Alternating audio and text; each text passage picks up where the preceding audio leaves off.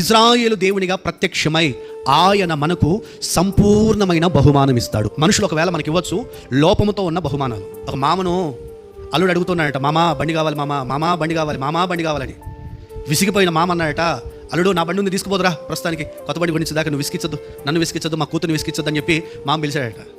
మా మామ బండి ఇస్తానని చెప్పి ఎగేసుకొని పోయాడంట అల్లుడు, కొత్త అల్లుడు. పోయేసరికి తాళం ఇచ్చి బయట ఉంది ఆ బండి తీసుకుని వెళ్ళాడట. పోయి ఆ బండి చూస్తే 2 టైర్లు పాడైపోయినాయంట, ఇంజన్ పాడైపోయిందంట, హెడ్ లైట్ లేదంట, రిములన్నీ తుప్పు పట్టిపోయినాయంట. మామ ఇదేంటి మామ ఈ బండి ఇచ్చావంటే, ఒక 5,000 ఖర్చు పెట్టుకోవాలడు, కొత్త బండి లాగైతుంది, అప్పటి వరకు వాడుకుంటా ఉండు, కొత్త బండి కొనిస్తలే తర్వాత అన్నాడట. ఒకవేళ మామ మీద ఆధారపడితే ఇలాగే ఉంటుంది మన జీవితాలు కూడా. లోపమున్నవే ఇస్తూ ఉంటారు ఇతరులకి, మంచివి మన దగ్గర అట్టి పెట్టుకొని లోపమున్నవే ఇస్తూ ఉంటారు. కానీ మనం ఆరాధన చేసే మన దేవుడు ఎవరంటే, మనకు లోపము లేని సంపూర్ణమైన బహుమానం అనుగ్రహించగలిగిన దేవుడు. దేవునికి స్తోత్రం.